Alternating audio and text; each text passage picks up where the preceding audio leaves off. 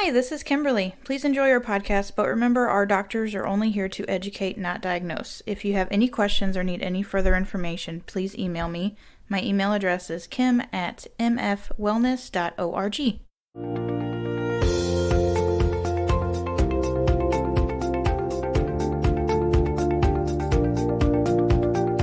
Okay, so it's February now, and then our second podcast of the fourth season. Yep. My God, we've done this way more than I thought.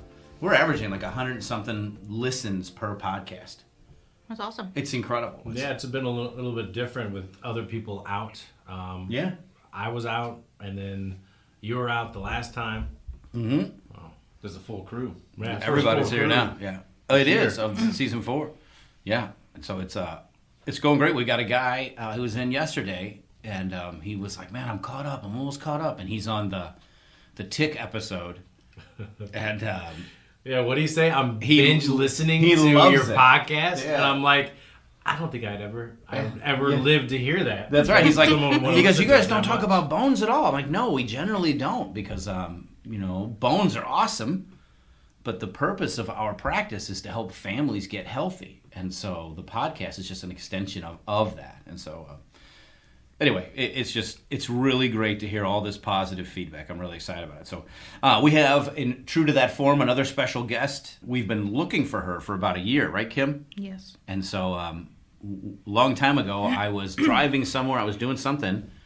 Kim and I always talk about Quiver River State Park, the best state park on planet Earth. And I saw a bunch of kids running around in the creek up there, which is just wonderful. That's where kids belong. But these kids had like plastic bags, and they had like some sticks, and they were picking up trash. And I was like, holy cow, look at the stewardship. And so I investigated, and it turns out they were from a project called Operation Clean Stream. And ever since then, this was probably 2 years ago, maybe, I don't know. And ever since then, I've been like, Kimberly, track down the nefarious mastermind who is doing this and finding a way to get kids into creeks. And we have to interview him or her. And Kim has finally netted her. And so she is here with us today. And it's Bonnie Harper is her name. She's the executive director of a bunch of stuff. And we're going to talk about all of that, not just Clean Stream. So 2019, she became the executive director for Open Space Council. And so we'll get back to exactly what that is. But she was born and raised. She's a South St. Louis County girl, which means you went to, what, Fox? No, I was in the Melville School District. Melville. Okay. But I actually went to Nearings Hall High School. Nearings Hall? Okay, Yes. cool. We're required to ask you. Oh, of course. Yeah. St. Louis thing. I know. People will get mad at us if we've been yelled at about it before. So, okay, so 06, she gets a BA from Loyola in Chicago, majoring in environmental studies. That's nice. Studies abroad in New Zealand. Falls in love with the country and decided to earn her master's in environmental legal studies from the University of Auckland, New Zealand. That's just fantastic. It's like a Hallmark movie starting right now. It is. That's a background. Okay, so then she meets her husband, and then she is in New Zealand for 10 years. She's an environmental planner and policy advisor for the regional government agencies. That is the coolest thing. And so her specialization, working with local communities on watershed planning and biodiversity conservation and restoration plans. That just pumps me up. Every word in that sentence is something I like to talk about. That's really cool. Good for you. And so now she's back in St. Louis, and she is the executive director for the Open Space Council. So first of all, thank you for subjecting yourself to this. This is one of our spring podcasts. And we just want to have people have all the information they need to go out and make a difference in their forests and creeks this summer as a family, and it dovetails really nicely with physical activity and being outside, which are just more and more and more important. Every single time a study comes out, it talks about vitamin D production or vitamin D shortage. We talk about physical activity outside. It's a really big deal. So anyway, welcome to the podcast. Thank you for having me. Okay, so did I get all that right? Is that all right? That is all correct. All yes, right. That's a little bit of my life story. That's right. So, all right. So, you play sports? Currently? Mm-hmm. No. Oh, would you play at Nearings? Did you do? No, I was actually more like the theater drama Very type. cool. So I did. Very cool. So was I. Oh, were you? Yeah. Yes. So Drama mostly. Right. That's we it. see that. That's it. right. That's I did. I'm sorry, yes. they were just waiting. I did most of the high school musicals at Nearings and at SLU High. Oh, that's cool, man. Yeah. And then, what's your favorite musical? Oh gosh, 42nd Street. Oh, okay. Wow, that's one of Dr. Fink's favorites. It is. He's a big musical guy. I'm a tap dancer. Oh, That's oh, actually no what I way! currently Nice, still do. yeah. Yeah, which is nobody really knows that about me. That's fantastic. We've had many. A discovery. Yeah, we've had a ton of dancers through our facility through the years. I'm sure. And because of the significant injuries, especially with tap, just being up on point, keeping up, just tremendous. It can hurt the butt. There's no other way to say it, especially the lower back. It can hurt and the butt? The butt and the low spine. Have you ever tap danced? Glutes. No. Are you serious? No. You haven't contacted our dance troupe Yeah. here at the office? We got enough patients here that do it. We could have a troop. Shuffle off to Buffalo. Yeah. Is that a No, I haven't. Yeah. I think that's old school. Yeah. He even knows the beat. It's fantastic. There is a step called the Buffalo. A tap step. Cool. We're blowing your mind, aren't we? There's really Listen, nothing we sometimes know. you got to kickball. They know too. That's everything about that's it. because we have so many patients and for so long that we've had somebody that does everything, and they always want I to can talk believe about it. it. So when we're rehabbing people, it's easy for us. It's essential for us to find out what it is that they're doing that's hurting them.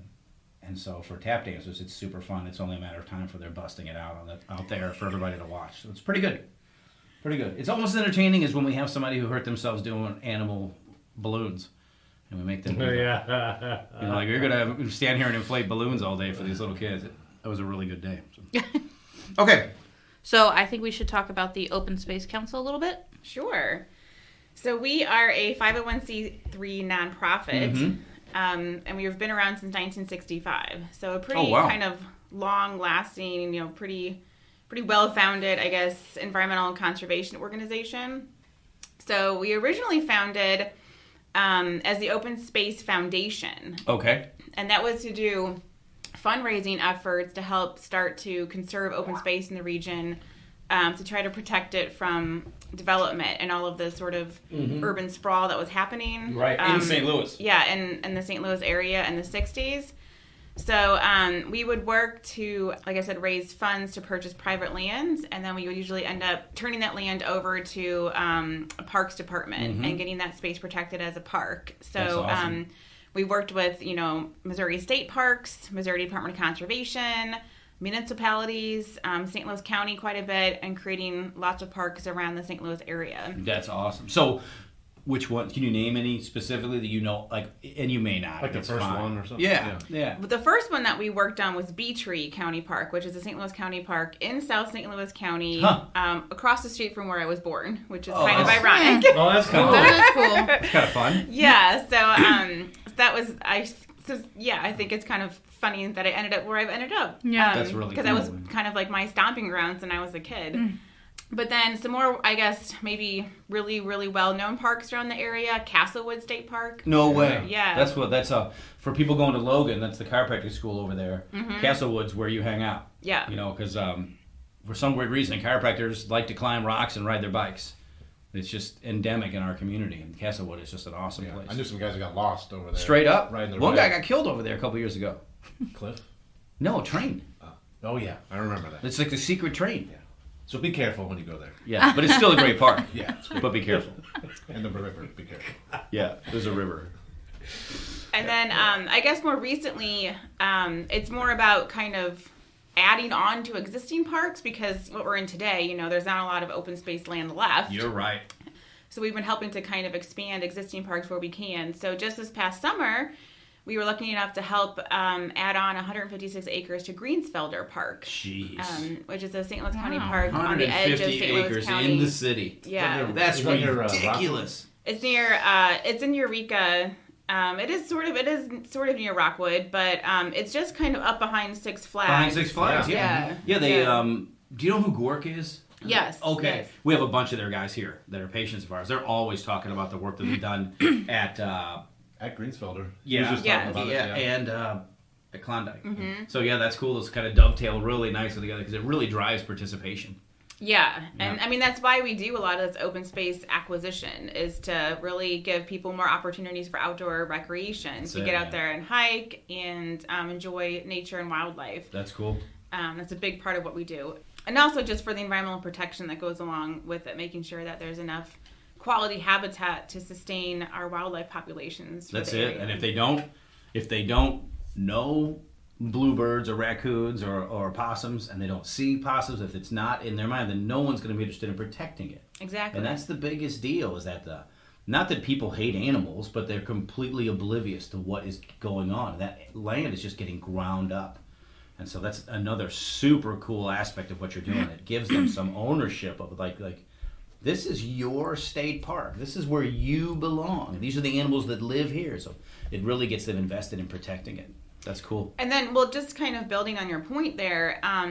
So, like I said, we started off as sort of this land conservation organization, and then that's still a huge part of what we do. We're still like doing that currently, but we started adding some more programming, such as Operation Clean Stream and other stewardship programs to get people out to these areas that we want to protect, to enjoy them, but also to help them, to help steward them, because especially these natural areas in an urban environment, they're not just going to sustain themselves. You're right. Because there's a whole lot of pressures now on them that humans have helped introduce. Right. And so we've now, taken away some of that resiliency. Exactly. So they're under threat from invasive species, from all the trash and pollution. That honeysuckle, man. Yeah. I'm going to get that stuff, I swear. So we're trying to get people out there to help take care of these places so that they are around for our future generations. I love it.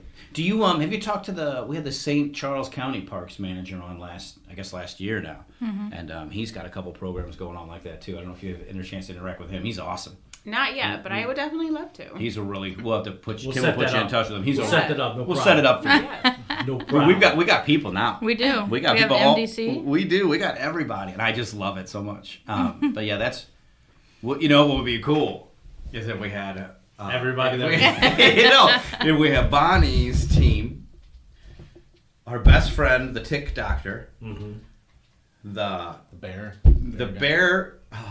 MDC. Yeah, the Missouri Department of Conservation and St. Charles County Parks, all in this massive project. God, it'd be so cool. I don't know what it would be, but it would be so cool. It'd be like taking ticks off of hibernating bears in St. Charles County, and then, I don't know, I'll put it together. I'm going to make it happen. I've got some exciting plans for you, Miss Bonnie. Okay. Count me in. Okay. I want to talk to you about Clean Stream. And I know there's a bit more to cover all the rest of the stuff too, because it's all super important. But what endeared me to your project was seeing all these little people running around the creek cleaning it so they could catch crayfish later. And I just love it. So can you talk to us a little bit about it?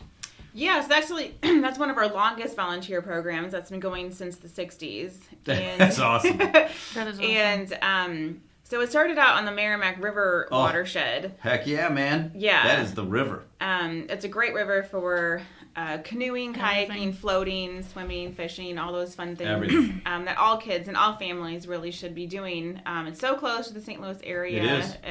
It's just a jewel, really. It super is. But it hasn't always been like that. So in the 60s, there was some people building clubhouses along the river, and those were subject to flooding all the time. Right. And there was a lot of like riverbank erosion going on in the watershed, and so there were a lot of tires used to help try to hold the banks of the river in place, and a lot of even car bodies and car parts were used. Perfect. So good. Hardly any environmental risk there. Right. Good. Let's get those microplastics in there as fast as we can. So, a group of volunteers came together to start trying to clean up the rivers to try to make it, more enjoyable for families and people to use for fishing and recreation. And that volunteer effort just became bigger and bigger and bigger every year. Yeah, people at the Merrimack, you say Merrimack, and it like you get a reaction, to St. Charles, and I'm sure everybody, but for us out here in St. Chuck, it's a big deal. So yeah, it eventually became known as Operation Clean Stream, and so it really involves the entire watershed from the headwaters, heading south in the state all the way down to the confluence with the Mississippi River. Right. And we get out thousands of volunteers every summer because we're still cleaning up those tires. Oh, yeah. That were put there in the 40s and 50s. They're still coming out of the banks, and they're still ending up in our rivers and streams, and cars. Yeah. Oh, yeah. There's all kinds of stuff in there. Yeah. And then, there's still trash that, gets accumulated just from your normal roadside. Irresponsible people. Yeah. Illegal dumping. A lot of illegal dumping happens out in the watershed. Yeah. But then I think in more recent times we've tried to pivot to also really getting people involved in the more their backyard streams or backyard creeks that in many cases people aren't even aware that they're there or that we have all these different veins of our creeks and streams in the St. Louis area. And they all feed either the Merrimack River, the Mississippi River, or the Missouri River. That's because, where St. Louis is really the confluence of these big river systems. Yeah, this detention behind you out here, that feeds the Missouri River. Yeah. We had to trace it all the way back up. But that's where that goes, it feeds the Missouri. That's why that's really cool. We collect all our water on this site, and we filter all the water on this site. Yeah. And then we detain all the water on this site.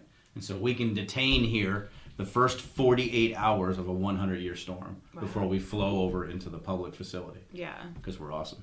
That is awesome. But that's where it goes. It goes to the Missouri River. Right. Yeah. So, so then we try to, we engage people of all ages, abilities, every summer. So Operation Clean Stream takes place the 4th August. Okay. First weekend in August. First weekend in August. 4th.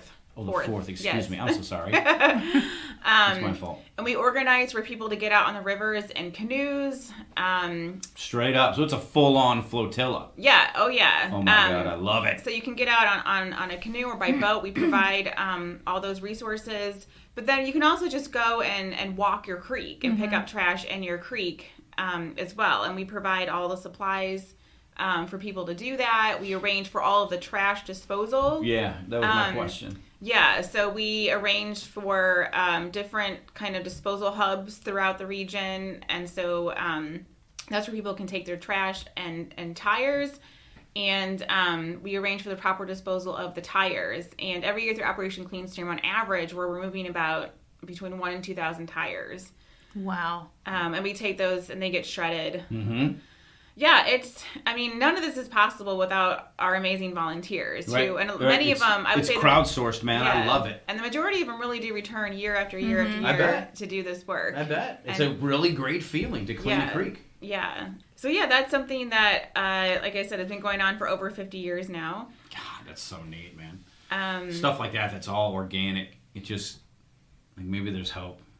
I think there's hope. Do you know what I mean? When we see all the the young people out there, once they start, usually what we find is once they start as a kid, they will keep doing it year after year after year. Sets in their mind. Yeah, and then they'll get their families. How does somebody do it? How does somebody get involved with it? So we do have every year, this is an annual thing that we do every year. We ask people to register for the event through our and you can just do that through our website. All of our information, everything is always available on our website. And once you get registered for something, then you're in our system. You'll get all the information about it and things like that. So it's not hard to get involved. We should straight up do it as a practice. Yeah, I would love to. Do you know where we should go? Quiver Rivers. We should go to Quiver Oh my gosh. And we've actually bro, that's the best state park. We just think it because it's in our backyard. No, well, when Dr. Fink and I were growing up right out here in St. Peter's, you used to go there? River, it was like going to Alaska, man. When we were little, it was like going, we're going to Quiver. You might not even come back.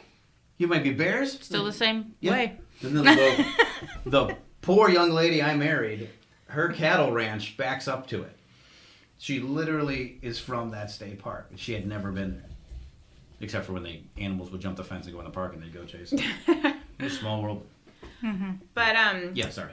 Well, we've since recently added new trash and river cleanup events at different points of the year as well. So the Operation Clean Stream typically happens in August because that's the best time to be canoeing the rivers to be doing this work because the river levels are usually the lowest right. at that time of year. That's right. So it's a lot easier. They're gonna lose. Like, where did that guy go? Yeah, so it's a lot easier to get to the trash and debris in the rivers and creeks. Right. A lot of the creeks don't even have, or only have water up to your ankles. Yeah. So it's That's easy right. to walk them and get the trash out that time of year. Yeah, it's a great idea. But we do have the River to Pear Trash Bash event is in the fall of every year, and that's more focused on St. Louis City area and a little bit out into the county where the River to Pear watershed flows. So that's kind of like your central corridor cleanup of like the Forest Park corridor, and it does extend out into like Webster Groves. The whole Deer Creek area is a big watershed out there that's part of that cleanup effort. And then in the spring, we focus on the Confluence Trash Bash, which is a cleanup of the Missouri River. Wow. So we are gearing up for that right now. Yeah. Yeah. So that's going to be a big event. How many people will you typically have for something that big? And how do you even attack that? Right. Yeah. Well, yeah. So for Operation Clean Stream, we typically have about 1,500 or 1,600 volunteers, and then for these trash across bashes, the state or where? For just that event, we have that many people participating on that fourth weekend of August event. That's awesome. And man. then these trash bash events have typically engaged around 500 people per event, and so.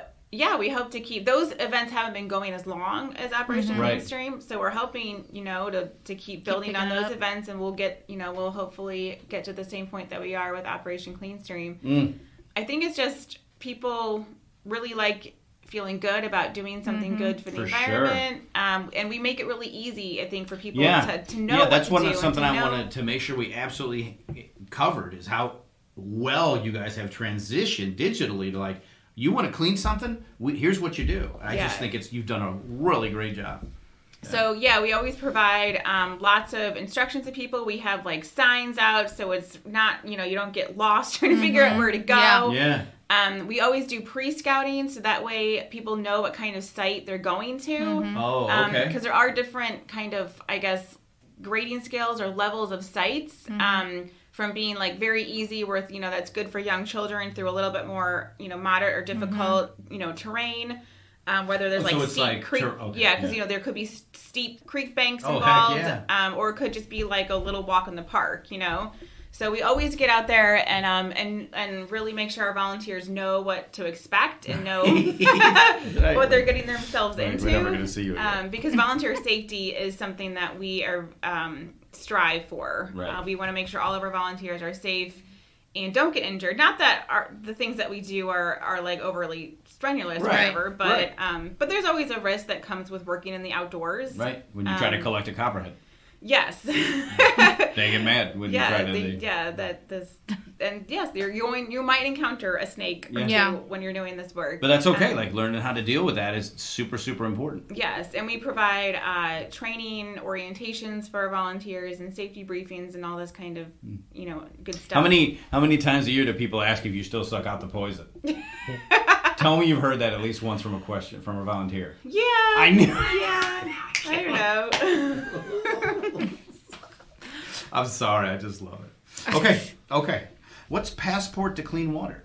So that's kind of our environmental education event that we've created to kind of go along with our river cleanup events. So it's kind of like a little festival where we get the day of the cleanup. Okay. We'll get a few, a dozen or so vendors from around the region. I say vendors. They're not selling anything. They're they're donating their stuff for people that are there. Well, no, they're more like organizations that offer environmental education opportunities. So activities for kids to do to learn about trash, to learn about water quality, to learn about stormwater. So it's kind of like that kind of event. So they can set up a booth and the kids can, or not just kids, but it's geared towards kids. Right. We kind of try to have activities for kids to do. But they can walk around and learn about their environment and learn about, why it's important to do what we're doing. That is so cool. And they get like we call it passport, because they get a passport and they get it stamped for every booth that they go around. Who doesn't want that? Yeah. Nobody. Right. Unless they're weird. Okay. All right. Thank you for answering my questions. Yes. I'll turn it over to Dr. Maurer now. He's much mellower. So that was Operation Clean Stream. Right. But you also have Operation Wildlands. Yes. Yeah, so that's kind of a spin-off from our Operation Clean Stream, because like I said, Operation Clean Stream is very focused on like rivers and stream cleanups. And so Operation Wildlands is more focused on the terrestrial side of things. So stewarding our woodlands and our parks and things like that. We work with a lot of state parks or municipal parks or county parks, because while they have management teams in place to do work inside of these parks, it's so far, there's so much work to be done at these parks. It's got to be. They can't keep up with it, and so we really try to organize volunteer programs to try to step in and help out where we can. So we primarily are focused on sort of like invasive species removal. Okay. Honeysuckle. Yeah, native. That thing has got to die. Yeah, now is the time of year to hunt honeysuckle too. It's a great time everything because is dead. Yeah, it's the only thing that's green. Well, yeah, the honeysuckle will start to green up in March ahead of when everything else does. Right. So that's a great time to go after it because it's really easy to identify. Yeah, we hunt it. We hunt it down and eradicate it. What do you do? Do you just get all the root system? And there's a couple different ways you can go about combating it. So one way is we call it the cut and treat method. That's right. So you can just get out there with you don't even need fancy tools or anything. Right. You just get out there with a pair of loppers and you try to hack the honeysuckle down as close to the ground as possible, and then you want to paint that leftover stump with like an herbicide. So we or Roundup. So it doesn't grow back. So it doesn't grow back. Yeah. Cut it down and you just put deadly poison on it. You are way excited about this. I hunt that stuff. Yeah. Up at the ranch, it was all over. We've begun combating it. What are some other examples of invasive species that you? So winter creeper is another really prolific one that you'll find around the whole St. Louis area. So that's it's like a ground cover, but then it'll also grow up trees. Huh. And so winter creeper, it's called. Yeah. Dang it. And so we'll and that's there really is no. We just get out there with our volunteers and they're just hand pulling. Like it's not. You're going down. It's not glamorous. Those ones that you can see totally take over a tree. They can smother it. Yeah, they can smother it. Ridiculous. And so, that's another common invasive species. And there's also different types of honeysuckle. There's like Japanese honeysuckle and there's bush honeysuckle. Oh my gosh. And they're all jerks. Yeah. And then the idea behind removing the invasive species is, in many cases, there is like a native seed bank down in the ground. It just doesn't have the opportunity to grow because the invasive species are crowding it out so badly, or shading it from sunlight and nutrients. The idea is that when you clear that out, then what's in the native seed bank has the chance to re-sprout. But in other cases, we really have to go in and do some replanting to kind of help get that going as well. Particularly along stream banks, because a lot of times if you're taking out honeysuckle along a stream bank, that's also holding the stream bank in place. Yeah, man. And you can't create erosion problems if you're not going back in and doing some replanting of native species. Okay, yeah. Do you drill it at all or you just broadcast it? Broadcasted, but then I will say another thing that we've been doing is doing stabilization with native willow plantings. So willows are you have to be careful with willows. You have to you don't want to plant too many because they can choke things out. But if you're using the right species and a native species, they do grow well along riverbanks, so they can withstand a lot of water. Yeah. Which is what makes them good and why they're found along these areas. Yeah. Willow is a grass, isn't it? No, tree. I know it's a tree. There's another one. Yeah, there's another one. Yes. This is our 1 week area. We were so good, and then she's like, oh, idiots. You're doing I'm very impressed with your knowledge. But the willow stakes, that kind of is a little bit of the drilling because you can actually just create your own willow. If you know of a healthy supply of willows growing on your own property, or we get permission from various parks departments to harvest willows from their properties. Okay. I'm digging it. When they're dormant, we just cut them, Oh. and then you cut them into sort of 20-inch steaks, so to speak, and then you can go and drill them into your And just put them in the ground. Yeah. What? Wow. That is Yeah. a great idea. And they'll resprout on their own. Huh. We're straight up doing that. Yeah, so it's With a really great consent, though. Yes, You get- that's the key thing. We do have permission. We're gonna get spotlighted. to Well, we don't we've just, done that though. Take honeysuckle out so vehemently that the bank is exposed. Yeah, Like, yeah. my kids will jump out of a 4-wheeler if they see honeysuckle. We're still moving. Like they got to get it. Like I probably need to talk Yeah, to and them. that's the thing we find often with our volunteers is they'll especially the new ones who are just getting started with honeysuckle work. Once you work with honeysuckle, then you can't unsee it. That's Like, right. Everywhere you go, all you do is see Get the mad. honeysuckle and get mad at it. We were doing a Yeah. talk down in St. Peter's for the women's crisis shelter, and I was like, "What is this?" They're like, "What?" I'm like, "Oh, you guys have a honeysuckle." They thought I was talking about a beetle. So I went back and I got all that honeysuckle out for them because I'm amazing. But just getting back to the Operation Wildlands question. So we also do a lot of tree plantings within the parks. Mm-hmm. I know some parks that we're working in. They have a lot of like open lawn area, yeah. And they're trying to kind of bring nature back Yeah, to some of those green re-prairyize spaces. it or whatever, yeah. So we do a lot of native plant That's cool, man. restoration work and tree planting to try to bring nature back to some of these green spaces. Yeah, it's got a good vibe. Now, with Clean Stream, there's that big event in August every year. Is it the same with Operation Wildlands? Is there one big event, or is it a bunch of events throughout the year? It's a bunch of events throughout the year because a lot of this work is very seasonal. Seasonal, for sure. Like we just talked about the honeysuckle. March is a really great time February and March is a great time to do that work, and then the late fall is a great time to do that work too. But so it just depends on kind of where we're working and what parks we're working on. Right now, our Owls events are focused on Castlewood State Park. Nice. And Crestwood Park. Oh, shoot. Crestwood Park. Yeah, so those are the kind of the municipality and state agency that have asked for our support to help with the work that they Castlewood's huge, are doing man. in their parks. And if, let's say, someone wants to volunteer who's listening, on the website, does it list like the different locations that you're having these events? Yeah, so our website always lists what our events are and where they are and the link to sign up to register to participate. And we do always encourage our volunteers to pre-register because all volunteers have to sign a waiver to participate in our event. So it's just easier to do that online and ahead of time. I mean, people can come to the event and sign the waiver at the event, but things just tend to go a little bit smoother. You get people like us there that just get too pumped up. Yeah, which is fine. I mean, we love people, and so It's so rowdy. We're talking about environmental health. It just pumps me up. You're getting so rowdy. It's just the stewardship of it. I just really appreciate it.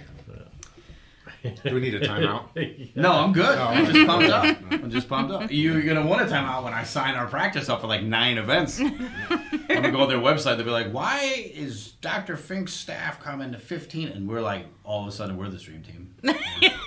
People have to come visit us to get treated, but they're working down at the stream today.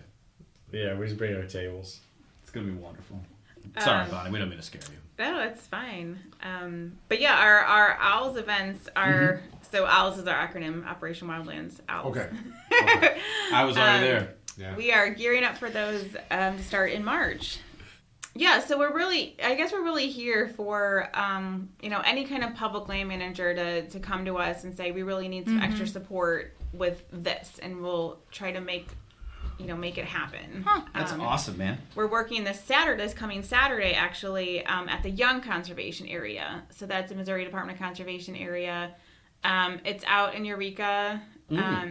We actually helped purchase a 70-acre addition to that conservation area in 2020. And Eureka's got like tons of great parks now. Yeah.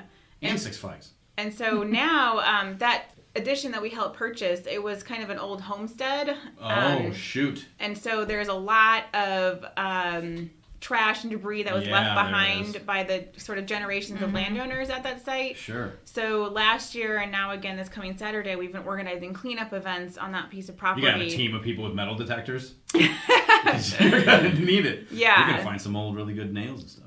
Last year we started and we found, last year I think we removed 2 40-yard dumpsters, cubic yard dumpsters of trash from that property. Wow, man. Just full of old. Yeah. And you always get that guy that like wants to keep everything. Like, oh, this is historic. You're like, no, Pete, that's from the 80s. So we're continuing that effort this coming Saturday in the hopes that once the property is, fully cleaned up, then the public will be able to access this new addition to the Young Conservation Area. That's so cool. Do you find city managers and park people to be pretty receptive to this stuff? Oh yeah, I would think, right? Like they're oh thank God, somebody wants to help us. It's extra help, yeah. Yeah, exactly. And they people really who know what you're doing. And they and in turn they help. We help them, but they help us because we can't do all this work without their support. All these, park managers things, they're providing equipment to help this happen. Mm-hmm. Oh, really? And like MDC is providing the dumpsters for this, and shoot. And last year we had like skid steers and backhoes to try to get this stuff out. And then who gets to drive the backhoes? Not the volunteers. So unfortunately, if you think you're signing up to do that, sorry, buddy, you're not. But we do provide at our volunteer events. We do provide all the tools that a volunteer will need, and to do honeysuckle work, for instance, or whatever. We're providing like the loppers and pruners, and we use hand saws and special herbicide applicators that are very safe. I was going to ask about that. So how does it work? You just it's an inversion and a spray kind of a guy, or what? When we're working with volunteers, we actually have these things called weed wands. Weed wands. And it's just like absolutely perfect. It's just like a tube that has a little sponge on the end. And that's right. And we pre-mix the herbicide, so no volunteers have to worry about doing that. And so you do all the fun stuff. Yeah. And so it's just a really easy way to apply the herbicide. That's awesome. Without having it affect too much around it. Right. Because that's really important is the targeted application, because you don't want it to accidentally kill everything. Yeah. Kill things that you're not trying to kill. Yeah. Over the last couple of years, how have you noticed the turnout for a lot of the events start to pick back up from the pandemic?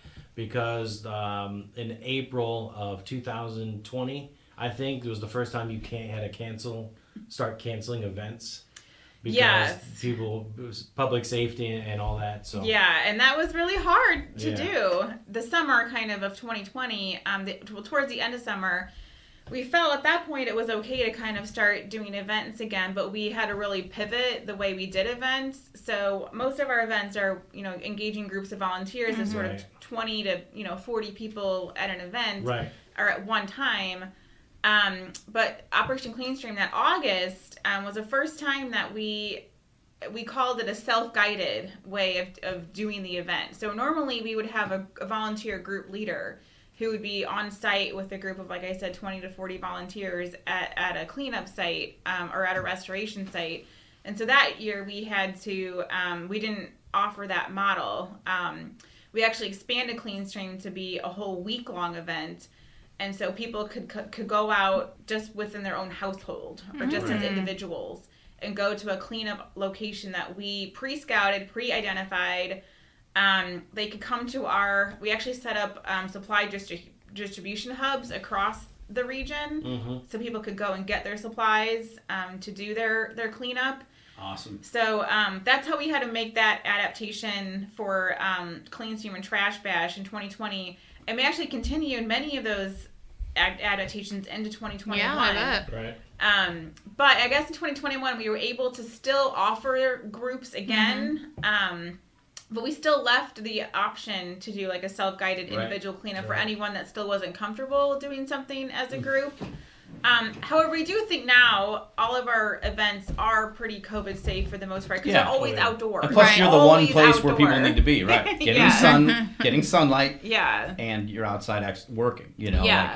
And you're not really ever working closely of with all the things next to other people. You're pretty, you're in the outdoors. Awesome. You're getting fresh air, so it's actually a pretty good thing to be doing during these times. Yeah. You're literally hanging out with the things making oxygen. Yes, Yeah. yes, and I think what's also great, like, I was a volunteer myself before I even started working for the Open Space Council, and what's great is you're doing a lot of physical work, but you don't even realize it, and that's the best kind of physical work, in my opinion. Because you're doing a lot of walking, and the invasive species removal. It can be a lot of. I know you guys are chiropractors. It can be a lot of bending over. And we love it. And that can properly. Yes, exactly. And we'll fix you afterwards. Yes. So not that our work, I would not say is backbreaking in any means, but my arms, they can feel tired after a morning of hacking honeysuckle or depending on, or like walking a creek, depending on the terrain, or rowing in a canoe, picking up trash, and depending, especially if you're one of we have some really hardcore volunteers that are they're like, how many tires can I get this time? Yeah, like, I'm gonna parachute into the Marchway National Forest. You're like, whoa. Yeah. So we'll be better than those guys. So it's you can get a workout depending on you get in exactly what you put into it. Yeah, and I'm digging exactly. it. I am digging it. So, okay. Awesome. So I know you and I had kind of talked about two other things that you guys have going on, the Community Stewardship Alliance and the Land Trust Program. Yeah, the Community Stewardship Alliance is very similar to our OWLS program.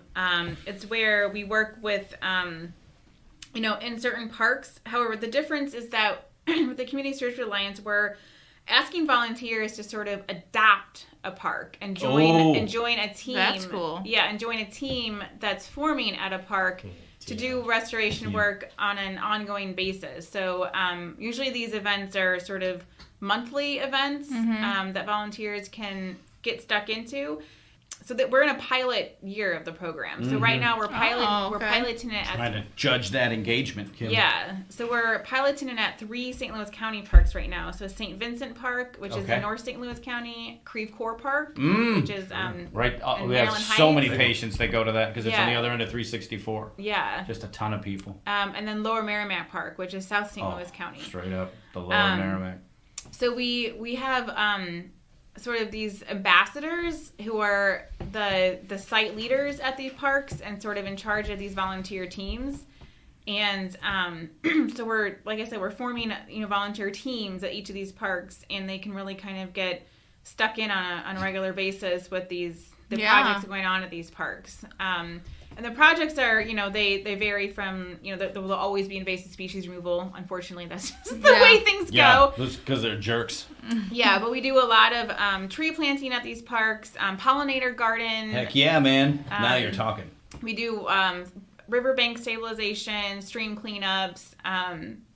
So, these parks have had these sort of environmental plans in place for a long time, just not the manpower to see them come to life. God, so that's what we're trying so cool. to really establish at these parks. And then once the pilot phase is over, then we're hope to grow the program throughout not just St. Louis County parks, but other park systems in the region.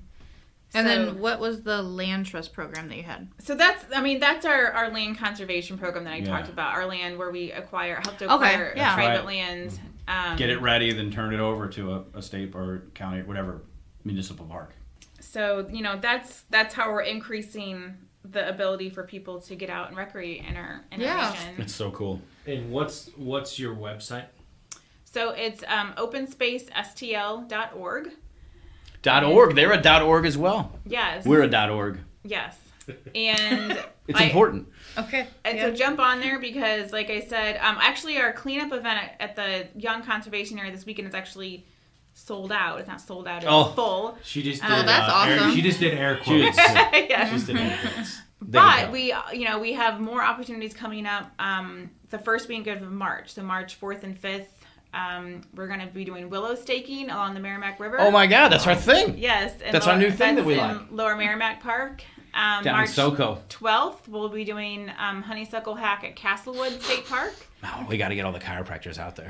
Where's that one? We got to call Logan. Castlewood. It's a Castlewood. We got to call Yeah. Logan and be like, get those residents out. Thousands of people. Yeah, yeah. We've got March 26th. We've got honeysuckle work at Crestwood Park. And then our Confluence Trash Bash, which is our big cleanup event along the Missouri River, Right.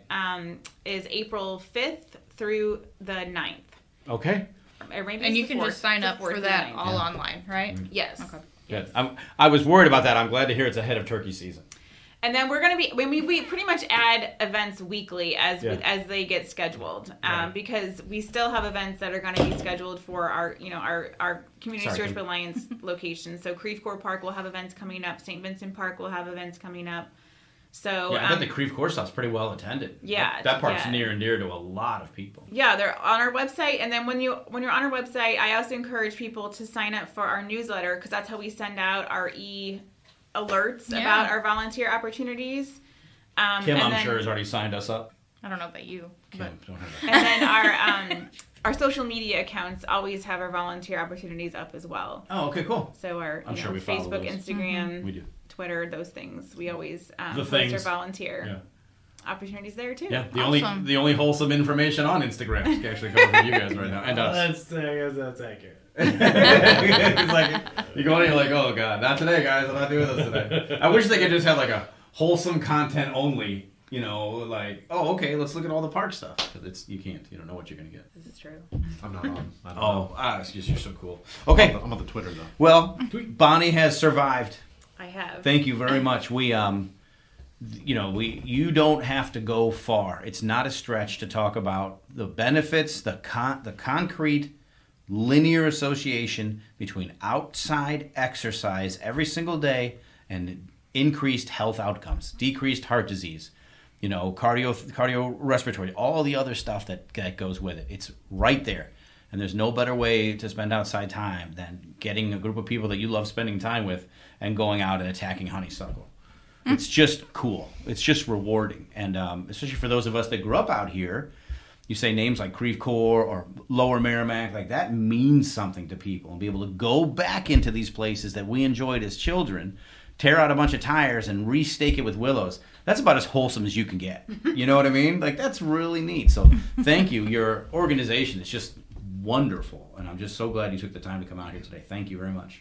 Thank you so much for having me. That was all information that entire hour. She's awesome. Solid work. Solid work. We enjoy a command of the facts and recall of those facts. I just think it's wonderful. So you did fantastic. Thank you, because we talk a little fast and get a little excited. So you should see it when we talk about bones. It's way worse. So. Okay, so for Bonnie Harper, for Dr. Brad Maurer, for Dr. Matt Fink, for Kimberly, I am Dr. Josh, and we will talk to you in 2 weeks. Bye. And a big thank you goes out to Hug Monster Sound for somehow allowing the doctors' voices to sound even better than they already do.